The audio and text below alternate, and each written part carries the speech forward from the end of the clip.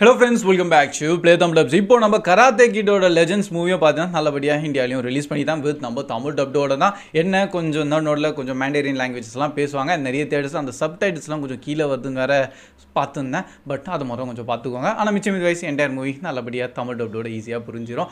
Okay bro, படம் எப்படி இருந்திருக்கு, பார்க்கலாமா வேணாமா, என்ன கான்செப்டில் கொண்டு வந்திருக்காங்க, நம்ம லெஜெண்டரியான அந்த என்டையர் கராத்தே ஒரு ஃப்ரான்ச்சைஸ் இருக்குது பார்த்தீங்கன்னா எல்லா மூவிஸோட அப்படியே ஒரே யூனிவர்ஸ் மாதிரியும் அண்ட் அது அப்படியே நெக்ஸ்ட் என்ன நடக்க போகுதுன்னு சொல்லிட்டு தான் இந்த லெஜெண்ட்ஸோட மூவியை கொண்டு வந்திருக்காங்க. அதனால நம்ம 1984 ரிலீஸ் ஆன கராத்தே கிட் மூவியும் அண்டு அதுக்கப்புறம் நம்ம ஜாக்கி சானோட கராத்தே கிட் மூவியெல்லாம் வந்து பார்த்தீங்கன்னா அதெல்லாம் ஒரு சேமான ஒரு யூனிவர்ஸ் மாதிரி இப்போது காமிச்சிட்டாங்க. பட் என்ன இருந்தாலும் என்டையர் மூவி எனக்கு பர்சனலி பார்த்தீங்கன்னா ஸ்டார்டிங்கில் நம்ம ஒரு சென்சர் இருப்பார் பார்த்தீங்கன்னா நம்ம மியாகின்னு சொல்லிட்டு, ஸோ அவருக்கு ஒரு ட்ரிபியூட் தர மாதிரி தான் என்டையர் படம் இருந்திருக்கு. ஏன்னா படத்தில் அவரை பற்றி நிறைய பேசுவாங்க, நிறைய லைக் அவர் கொஞ்சம் நல்லா பாராட்டிகிட்டே இருப்பாங்க. பட் அது டோட்டல் ஒர்த், ஏன்னா அவரால் தான் இன்னைக்கு இந்த கராத்தே கிட்டோட ஃப்ரான்ச்சைஸ் இது வரைக்கும் வந்திருக்குன்னே சொல்லலாம். அண்ட் இதில் நடுவில் வேறு கோப்ரா காயோட சீரீஸ் வேறு. ஸோ அதெல்லாமே நீங்கள் பார்த்துருந்தா உங்களுக்கு இன்னும் நல்லபடியாக இருக்கும். பட் அதெல்லாம் எதுவுமே பார்க்கலனா கூட எந்த பிரச்சனையும் கிடையாது. ஸ்டோரி வைஸில் ரொம்ப எங்கேயும் இன்டர்லிங்க்லாம் ஆகாது. ஜஸ்ட் அதில் இருக்க மெயினான ஒரு கேரக்டரை மட்டும் தான் அப்படி திருப்பி இல்லை கொண்டு வராங்க. ஸோ அதனால் ஆஸ் ஒரு ஃப்ரெஷ் ஆடியன்ஸாக இந்த படத்தை பார்த்தா கூட ஈஸியாக புரிஞ்சிடலாம். ஸோ கான்செப்ட் ஸ்டோரியில் பார்த்தீங்கன்னா ஆக்சுவலி படம் வந்து ஒரு 2 hours ஆன மூவி தான். அது கொஞ்சம் ரொம்பவே சிம்பிளாக போயிடும். ஸ்டார்டிங் ஃபுல்லாகவே பார்த்தீங்கன்னா வேறு ஏதோ ஸ்டோரியை காமிக்கிற மாதிரி எனக்கு பர்சனலாக ஃபீல் ஆயிருந்தது. ஏன்னா நம்ம ஹீரோ பேர் தான் நம்ம லீ ஃபாங்குன்னு சொல்லிட்டு பெய்ஜிங்லேருந்து இப்போது நியூயார்க்குக்கு ஷிஃப்ட் ஆயிடுவாங்க. இங்கே வந்து இவன் தான் ஏதோ ட்ரைனிங் போவான்னு பார்த்தா இவன் வேறு யாரையோ ட்ரைனிங் பண்ணிகிட்டு இருப்பான். அங்கே தான் கொஞ்சம் என்னையா கொஞ்சம் ஸ்டோரியை மாற்றிட்டீங்கன்னு இருந்தது. பட் அதுக்கப்புறமா ஆஸ் யூஷுவல் லைக் ஒரு கராத்தே டோர்னமெண்ட் இருக்குது, அதில் போய் நம்ம ஹீரோ கலந்துக்கிறாரு. அண்ட் அது போய் எப்படி ஃபைனலாக முடியுது. இவருக்கு ஃபுல்லாக வந்து கும்ஃபு தான் தெரியும், ஸோ கராத்தே தெரியாது. ஸோ அந்த கராத்தே ட்ரைனிங் மாதிரி ஜாக்கி சானும் திருப்பி வந்துடுவார். அண்ட் அங்கேருந்து தான் நம்ம கோப்ரா காயோட மாஸ்டர் இருக்கார்ல, ஸோ அவரையும் அப்படியே உள்ளே கூப்பிட்டு வந்து நீ தான் இனிமேல் உனக்கு கராத்தே எல்லாம் சொல்லி தரணும்னு சொல்லிட்டு ஸோ அங்கேருந்து அப்படியே கொஞ்சம் ஸ்டோரி போவோம். ஸோ படத்தில் ஆஸ் எ ஒரு ஸ்டோரி வைஸில் பார்க்கும்போது நல்லபடியாக தான் இருந்திருக்கு. நிறைய விஷயத்தை அவங்க உள்ளே மிக்ஸ் பண்ணியிருக்காங்க.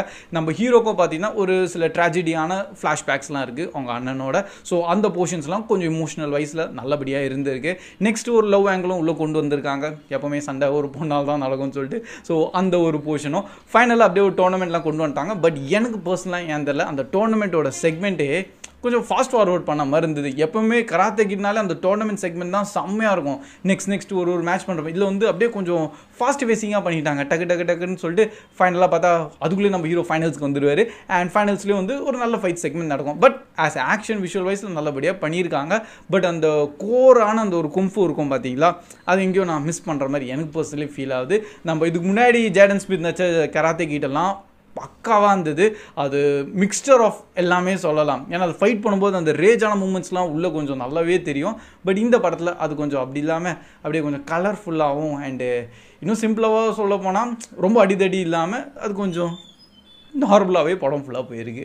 பக்கம் பார்க்கும்போது நம்ம ஹீரோக்கு வேறு வயசாயிடுச்சா, நம்ம ஜாக்கி சான் சாரே தான். ஸோ அவரை வந்து கொஞ்சம் வயசான ஒரு கேரக்டரை பார்க்கும்போது நம்மளுக்கே கொஞ்சம் ஃபீல் ஆகும். என்னையா இந்த மனுஷன் நான் எவ்வளோ மூவிஸ் நம்ம லெஜெண்டரியாக அவ்வளோ எல்லாம் ஃபாலோ பண்ணிகிட்டு இருக்கோம் அண்டு கொஞ்சம் கொஞ்சமாக வயசாகிட்டு இருக்குன்னு. பட் இருந்தாலும் அவர் அந்த ஏஜ்லேயும் அவர் சில நிறைய மூமெண்ட்ஸ் எல்லாம் வந்து படத்தில் பண்ணுவார். ஃபைட்டிங் ஆக்ஷன் வைஸ்லையும் அண்ட் அவரோட கொஞ்சம் காமெடியான சில செக்மெண்ட்ஸ்லாம் உள்ள ஆட் பண்ணுவார். பட் ஓகே, படம் நல்லபடியாக இருந்தது. கண்டிப்பாக ஆஸ் நீங்கள் ஒரு கராத்தே கிட்ட ஒரு ஃப்ரான்ச்சைஸ் லவர்ஸாக இருக்கீங்கன்னா டெஃபினட்டாக பாருங்கள். இல்லை ப்ரோ நான் வந்து என் ஃபேமிலி இல்லை கிட்ஸோட ஒரு நல்ல மூவி என்ஜாய் பண்ணி தேட்டரில் போய் பார்க்கணுன்னா கூட டெஃபினட்டாக இந்த படத்தை பார்க்கலாம். அண்டு இந்த மாதிரி மூவியெல்லாம் இப்போ போய் பார்க்க ஆரம்பித்தா தான் அந்த ஒரு ஆக்ஷன் செக்மெண்ட்லேயும் சரி அது ஒரு டிஃப்ரெண்ட்டான ஒரு ஃபீல் இருக்கும். அந்த ஸ்லைட்டான சில கூஸ் மூமெண்ட் கூட எனக்கு லேசாக ஃபீல் ஆயிருந்தது. மெயினாக நம்ம ஹீரோட அண்ணனோட ஒரு ட்ராமா சீன்ஸ்லாம் ஒரு சில விஷயங்கள்லாம் காமிப்பாங்களா, ஸோ அந்த மூமெண்ட்டு எனக்கு கொஞ்சம் பிடிச்சிருந்தது. மிச்சம் இது வைஸ் படம் டெஃபினட்டாக ஒர்த் வாட்சான மூவி, தேட்டரில் போய் என்ஜாய் பண்ணி பாருங்கள். அண்ட் இன்கேஸ் நீங்களும் மூவியாக பார்த்துட்டீங்க உங்களோட தாட்ஸ் எப்படி இருந்திருக்கு அதெல்லாம் கண்டிப்பாக கமெண்ட் செக்ஷன்லையும் ஷேர் பண்ணுங்கள். இப்போதைக்கு ப்ளே தமிழ் ரேட்டிங் தரணும்னா ஆஸ் லைக் நான் பார்த்தீங்கன்னா நம்ம எல்லா ஸ்டார்டிங் 1980s கராத்தே கிட் மூவிலாம் பார்த்துருக்கேன். நம்ம அதுக்கப்புறம் கோப்ரா காயோட சீரீஸோ பார்த்துருக்கேன் எக்ஸப்ட் அந்த லாஸ்ட் சீசனோட. ஸோ அதெல்லாம் பார்க்கும்போது இந்த படத்தை கம்பேரிட்டிவ்லி பார்த்தா அது கொஞ்சம் பிலோவாக தான் இருக்குது. ஸோ அதனால தான் அண்ட் மெயினாகவே அந்த டோர்னமெண்ட் செக்மெண்ட் தான் நான் ரொம்ப ஈகராக வெயிட் பண்ணியிருந்தேன். பட் அந்த டோர்னமெண்ட்டு ரொம்ப பிளெயின் அண்ட் சிம்பிளாக போயிடும். அண்ட் ட்ரைனிங்கோட செக்மெண்ட்டும் ரொம்ப ஸ்ட்ராங்காக கிடையாது. அது ஏதோ ட்ரைனிங் சிம்பிளான ட்ரைனிங் மாதிரி தான் எனக்கு பர்சனலி ஃபீல் ஆயிருந்தது. ஸோ அதனால் ப்ளே தமிழ் இப்போதைக்கு இந்த படத்துக்கு 6 ரேட்டிங் தரேன். பட் இன்கேஸ் நீங்கள் ஒரு ஃப்ரெஷ் ஆடியன்ஸாக இருக்கீங்க, ஃபர்ஸ்ட் டைம் இந்த படத்தை இந்த மாதிரியான ஒரு கான்செப்டோட பார்க்குறீங்கன்னா டெஃபினட்டாக உங்களுக்கு என்டையர் மூவி பிடிக்கும். இது ஆக்சுவலி பார்த்தீங்கன்னா ஒரு mixture of kung fu plus karate, அது ரெண்டுத்தையும் அவங்க கம்பைன் பண்ணி கொண்டு வந்திருக்காங்க. அதான் ப்ரில்லியண்ட்டாக இருந்திருக்கு. So by the way that's all guys, இதான் நம்ம ஷார்ட்டான ரிவ்யூ. அண்ட் மூவி உங்களுக்கு எப்படி பிடிச்சிருக்கா இல்லையா, நீங்கள் என்ன ஷேர் பண்ணுறீங்க, உங்களோட தாட்ஸ் ரிவ்யூஸ் எல்லாம் கண்டிப்பாக கமெண்ட் செக்ஷன்லையும் அப்படியே டைப் பண்ணி விட்டுருங்க. So that's all guys, keep வாட்சிங், keep supporting Play Tamil Dub. See you in next video. Bye guys.